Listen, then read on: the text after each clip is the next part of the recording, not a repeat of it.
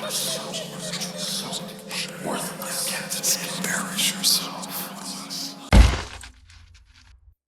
Guys, welcome to my YouTube channel जहां मैं आप सबको हॉरर स्टोरी सुनाता हूं। अगर आपको भी मेरी तरह हॉरर स्टोरीज में इंटरेस्ट है तो प्लीज़ मेरे चैनल को लाइक, शेयर और सब्सक्राइब करें। तो आओ स्टोरी शुरू करते हैं। दिल्ली 1980। ये स्टोरी एक रोहित नाम के लड़के की है जो काफ़ी ज़्यादा पैशनेट और टैलेंटेड जर्नलिस्ट बनना चाहता था। रोहित एक 21 साल का intern the daily news Chronicle के रिसेप्शन पर खड़ा था। अपने मोटे चश्मे को बार बार ठीक कर रहा था। उसकी अभी तक ढंग से मूंछ भी नहीं आई थी। वो अपने सारे परिवार की जिम्मेदारी अपने कंधों पे उठा लेना चाहता था। उसकी सिंपल ड्रेस, एक आधा अंदर और आधी बाहर निकली हुई शर्ट और थोड़ी सी छोटी पैंट, सब लोग रोहित को ही मुड़ मुड़ कर देख रहे थे। लेकिन रोहित को कोई फर्क नहीं पड़ता था इन बातों से। उसका सपना उन सबसे काफ़ी बड़ा था। रोहित चुपके से ऑफिस के अंदर की तरफ झांकने की कोशिश कर रहा था, जहां न्यूज़ रूम ऑफिस में टाइपराइटर्स की आवाज़ और भागे भागे फिर रहे लोग दिखाई दे रहे थे। लग रहा था जैसे काम बहुत जोरों शोरों से चल रहा है। मिस्टर मेहता, जो एडिटर इन चीफ थे इस ऑफिस में, उन्होंने देखा कि एक लड़का रिसेप्शन पर खड़ा है। थोड़ा ऑकवर्ड सा हो रहा था वो। मिस्टर मेहता धीमी कदमों से उसके पास चलकर जाते हैं और कहते हैं, तुम ही हो नए लड़के, रोहित, है ना? रोहित थोड़ा सा नर्वस होते हुए अपनी बाहर निकली हुई शर्ट को अंदर डालते हुए कहता है, जी सर, मैं कल ही दिल्ली आया हूँ। आज मेरा पहला दिन है यहाँ। मेहता जी स्माइल करके कहते हैं, देखते हैं तुम कितने हार्ड वर्किंग हो। शर्मा जी की चिट्ठी मिली थी, बहुत तारीफ कर रहे थे तुम्हारी। मैं ऐसे किसी की सिफारिश पर किसी को नहीं लेता, पर शर्मा जी मेरे स्कूल में सीनियर थे। उनकी रिक्वेस्ट को मैं कैसे इग्नोर कर सकता था भला। रोहित मुस्कुराकर हाँ में सर हिला देता है। तुम एक काम करो, अभी छोटे काम से शुरुआत करो। तुम्हारे आर्टिकल के लिए तुम्हें एक रिसर्च करनी है। हमारी टीम ने रिसेंटली सोचा है कि न्यूज़पेपर में हॉरर ऐड करना है। आजकल के सिनेमा की वजह से लोग हॉरर कंटेंट पसंद कर रहे हैं। खैर, कर लोगे तुम हॉन्टेड प्लेसेस के बारे में रिसर्च? रोहित की आंखों में एक चमक थी। ये उसका पहला काम था जिसमें उसे अपनी रिपोर्टिंग स्किल दिखानी थी। रोहित एक्साइटेड होकर कहता है, हॉन्टेड प्लेसेस, ये तो काफी इंटरेस्टिंग लग रहा है।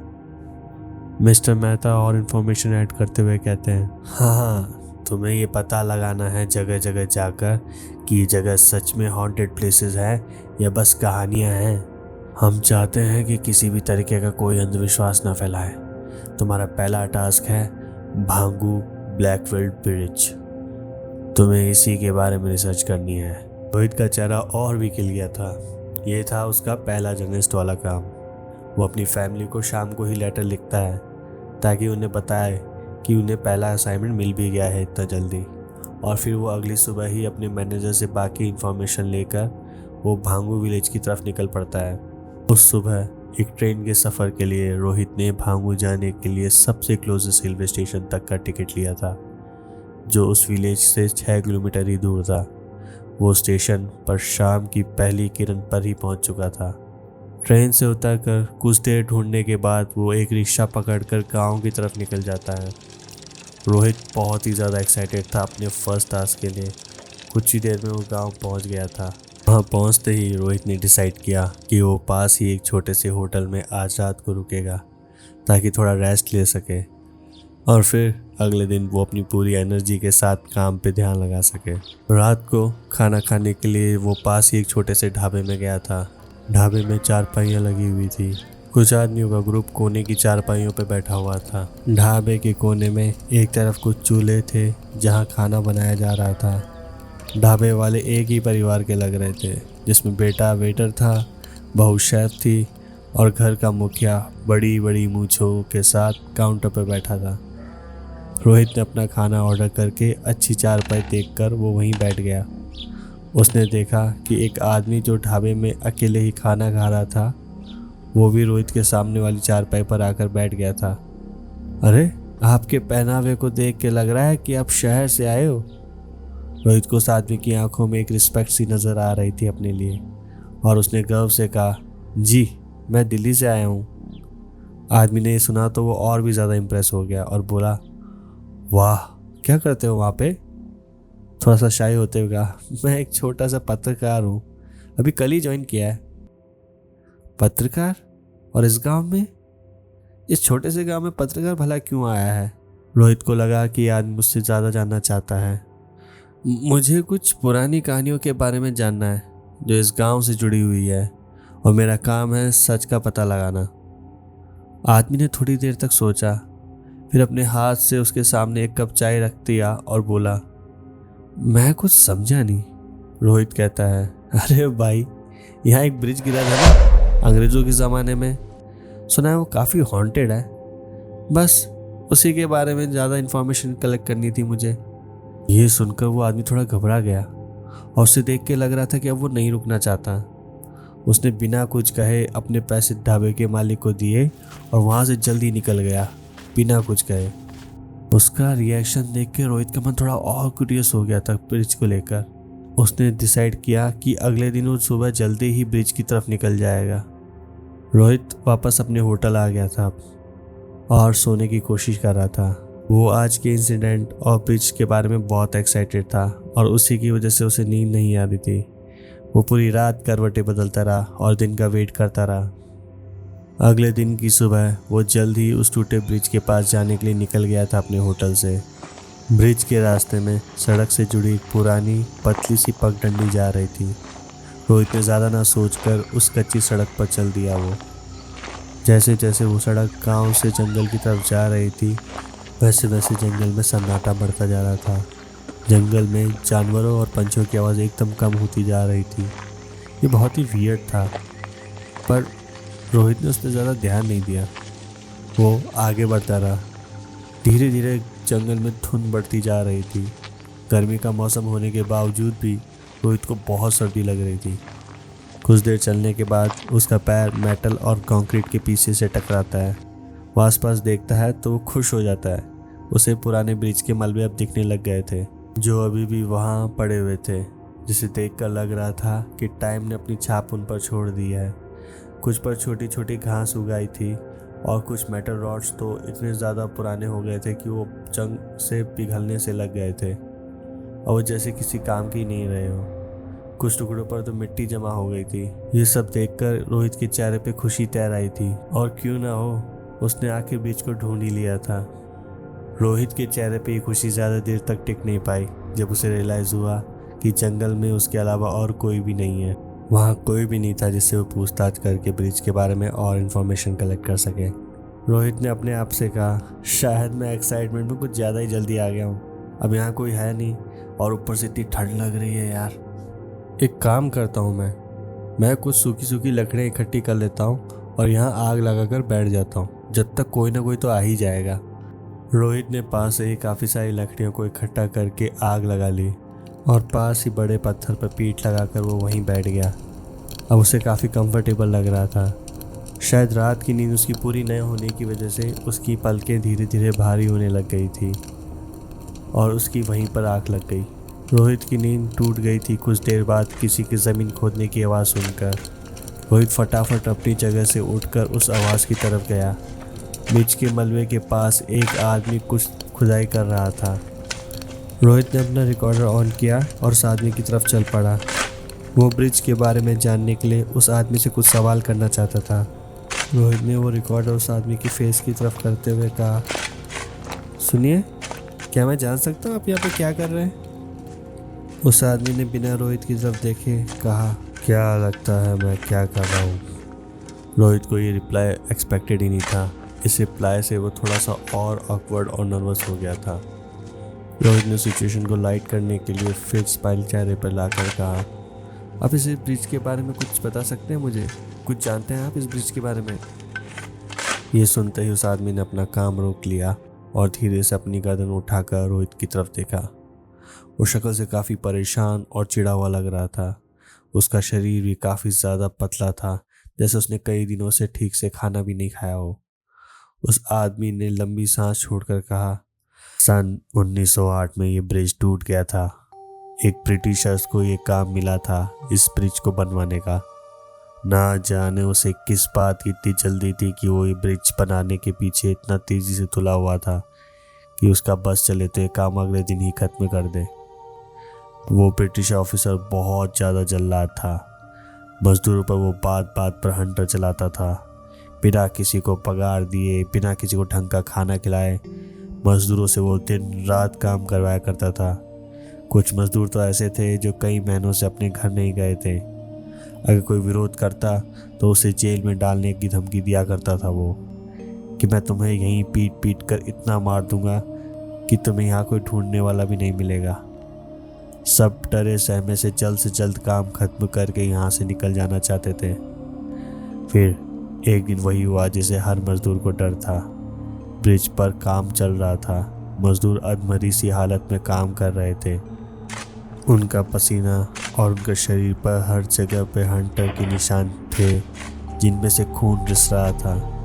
और एकदम से ब्रिज कोलैप्स हो गया। मजदूर गिर रहे थे ब्रिज से। उनकी चीखों से पूरा जंगल गूंज गया था।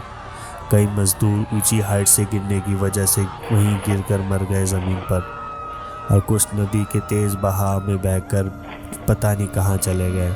उन मासूमों की मौत बिना किसी कारण एक सनकी और जिद की वजह से हो गई। रोहित को ये सब सुनकर धक्का सा लगा। वो एकदम शॉक में था। उसे समझ में नहीं आ रहा था कि वो क्या करे। कुछ देर वहीं खड़ा रहने के बाद वो वापस से देखता है कि वो आदमी फिर से खुदाई में बिजी हो गया था। रोहित ने अपने आप को संभालते हुए पूछा, भाई साहब आप वैसे क्या कर रहे हो यहाँ पे? आदमी ने बिना रोहित की तरफ देखकर कहा, जो करना चाहिए वही तो कर रहा हूँ। रोहित को लगा कि आदमी शायद थोड़ा अजीब है। उसने फिर लाइट हार्टेड टोन में पूछा, आप इतनी देर से क्या ढूंढ रहे हैं यहाँ पे? मुझे समझ में नहीं आ रहा है। इस बार आदमी ने अपने काम को रोका। उसने अपनी खुदाई करने वाली लोहे की रॉड को एक तरफ रखा और सीधा रोहित की तरफ देखा। उसकी आंखों में एक अजीब सी ठंडक थी। उसने धीरे से कहा, मैं अपनी लाश ढूंढ रहा हूँ। रोहित ये सुनते ही एकदम से स्पीचलेस हो गया। उसे ऐसा लगा कि शायद ये मजाक कर रहे हैं, और वो नर्वसली हंसते हुए बोला, आप मजाक कर रहे हो ना? लेकिन आदमी हंसने के बजाय गुस्से से रोहित की तरफ देखने लगा। उसका चेहरा एक अजीब सी इंटेंसिटी से भर गया था। फिर उसने अपने तीखे और दर्द भरे शब्दों में कहा, रोज मैं यहाँ आता हूँ अपनी लाश के टुकड़ों को ढूंढने के लिए, और तुम्हें ये सब मजाक लगता है? रोहित के रोंगटे खड़े हो गए थे। उसने अपने रिकॉर्डर की तरफ देखा जो अब भी चल रहा था। उसके हाथ थोड़े कांपने लग गए थे। आप कहना क्या चाहते हो? रोहित ने धीरे से पूछा। आदमी ने अपने हाथ उठाए और उसकी उंगलियों से खून टपकने लग गया था। धीरे धीरे उसके शरीर बदल रहा था। उसका चेहरा और शरीर पर जगह जगह घाव से बढ़ गए थे। उसके कपड़े कतरे कतरे होते चले गए थे और उसकी आंखें एकदम सी खौफनाक सी हो गई थी। उन्हें देखकर जैसे दिल में डर उतर आया हो। आदमी अब एक इंसान से एक हॉरिफाइंग घोस्ट में बदल चुका था। उसकी आवाज़ एकदम गूंज रही थी, बहुत डरावनी सी लग रही थी। उसने फिर कहा, मजदूर थे हम, काम करते हुए मारे गए, इस मलबे के नीचे दब के मर गया मैं। अब बस अपने टुकड़ों को साथ लेके जाना चाहता हूँ ताकि मुझे बस इन सब से शांति मिल जाए, पर यह जमीन मुझे छोड़ती ही नहीं है। फिर एकदम से मुस्कुराहट के साथ वो रोहित की तरफ देखकर कहते हैं, तुम्हें भी तो हमारे साथ रहना है, यहाँ रहोगे ना हमारे साथ? यह कहकर वो खुदाई छोड़कर रोहित की तरफ बढ़ने लग जाता है। रोहित डर से बहुत तेज चिल्लाता है और तभी एक जोर का झटका लगा और रोहित की आंखें खुल गई थी। उसका दिल जोर जोर से धड़क रहा था और वो अपने आसपास देखता है। वो अभी भी वही पत्थर से कमर टिकाकर बैठा हुआ था जहाँ उसने आग लगाई थी सर्दी से बचने के लिए। अब शाम होने लगी थी और जंगल में धीरे धीरे अंधेरा छा रहा था। वो जैसे तैसे अपने सारे सामान को जल्दी जल्दी इकट्ठा करता है और फिर वो सीधा अपने होटल की तरफ भाग जाता है बिना पीछे मुड़े। होटल के रूम में पहुंचते ही रोहित सबसे पहले अपने रिकॉर्डर को चेक करता है। उसका दिल अभी तक तेज़ी से धड़क रहा था। उसने रिकॉर्डर में रिकॉर्डेड वीडियो चेक करने के लिए उसे प्ले किया। रिकॉर्डर में उसकी आवाज़ साफ आ रही थी। आप यहाँ क्या कर रहे हैं? उस आदमी के कदमों की आवाज़ भी सुनाई दे रही थी और उसकी रॉड से खुदाई की आवाज़ भी आ रही थी, लेकिन उस आदमी की आवाज़ माइक में रिकॉर्ड नहीं हो पाई। हर बैकग्राउंड साउंड था वहाँ, पर सिर्फ घोसली मैन की आवाज़ गायब थी। रोहित का चेहरा सफ़ेद पड़ गया था। उसने रिकॉर्डर को बंद कर दिया और अपने बेड पर गिर गया। उसके दिमाग में एक ही बात घूम रही थी कि क्या मैं सपना देख रहा था, क्या ये सब कुछ असली है? अगर मैं सपना देख रहा था तो ये सब कुछ रिकॉर्ड कैसे हुआ, और अगर ये रिकॉर्ड हुआ तो मेरी नींद कैसे खुली? रोहित का दिमाग चकरा रहा था, उसे कुछ भी समझ में नहीं आ रहा था। वो सोच रहा था कि मेरी ज़िंदगी का पहला इंटरव्यू एक भूत के साथ था। अगली सुबह रोहित ने बिना वक्त गवाए दिल्ली का रुख किया। उसका मन अब भी कल रात के हॉरर इंसिडेंट में उलझा हुआ था, लेकिन उसने अपने आप को संभालते हुए अपने मैनेजर के पास जाने की फैसला किया। ऑफिस पहुंचकर उसने अपने साथ हुई पूरी चीज़ अपने मैनेजर को सुनाई। उसने रिकॉर्डर से वो आवाज़ भी सुनाई। मैनेजर बहुत ज़्यादा शॉक था और उसने उसी शॉक के साथ रोहित की तरफ देखा और कहा, रोहित, ये जो तुम कह रहे हो, क्या ये सच है? रोहित ने ठंडे स्वर में जवाब दिया, रिकॉर्डर को चेक कर लीजिए सर, सब कुछ उसी में है। मैंने जो देखा मैंने वही लिखा है।